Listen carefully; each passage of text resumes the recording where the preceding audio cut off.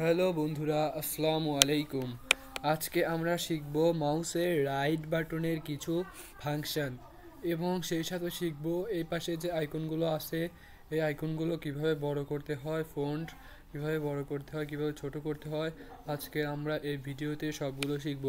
ওকে, চলে যাচ্ছি এখন আমাদের মেইন কাজে। প্রথমে আমরা কিবোর্ড ল্যাপটপ অন করার পর মাউসের রাইট বাটনে ক্লিক করব। মাউসের রাইট বাটনে ক্লিক করার পর এরকম একটা ইন্টারফেস আসবে। এখান থেকে ভিউ নামের অপশনে জাস্ট মাউসটাকে ধরে রাখবো। তারপর দেখুন এখানে আছে লেগার আইকন, মানে হচ্ছে লঙ্গার আইকন। লঙ্গার আইকনে ক্লিক করলে এই দেখুন আমাদের আইকনগুলো আগের তুলনায় অনেক বড় হয়ে গেল। তো এভাবে আপনাদের আইকনগুলো আপনারা বড় করতে পারেন। আবার যদি এগুলোকে ছোট করতে চান এখানে ক্লিক করে আবার ভিউয়ে গিয়ে মিডিয়াম আইকন দিলে আবার কিন্তু এরকম যেমন ছিল সেরকম হয়ে যাবে। আবার যদি আপনি রাইট বাটনে ক্লিক করে ভিউয়ে যান, ভিউয়ে গিয়ে স্মল আইকন অর্থাৎ এটা থেকে ছোট করতে চান তাহলে কিন্তু একবারে এটা একদম ছোট হয়ে যাবে।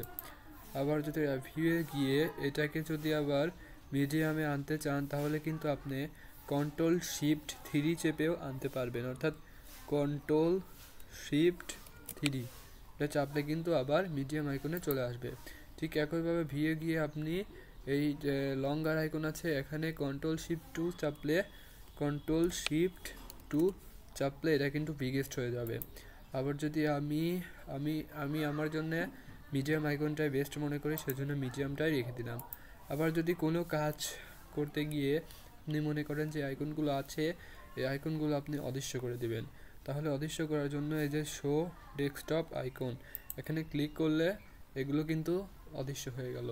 ঠিক একইভাবে আপনি ভিউ গিয়ে এগুলোকে নিয়ে আসতে হলে আবার এখানে ক্লিক করবেন, দেখুন সবগুলো আবার ঠিক এক জায়গায় চলে এলো। আবার যদি রাইট বাটনে ক্লিক করে এখানে গিয়ে এটাকে অটো অ্যারেঞ্জ করতে চান তাহলে কিন্তু এটি অটো অ্যারেঞ্জ হয়ে যাবে এবং এখান থেকে এটি আর কোথাও যাবে না বা নড়বে না। এখান থেকে যদি আমি এটাকে এখানে নিই তাহলে কিন্তু এখানে চলে গেল। ঠিক আছে, এখান থেকে এখানে নিলাম, এখানে চলে গেল।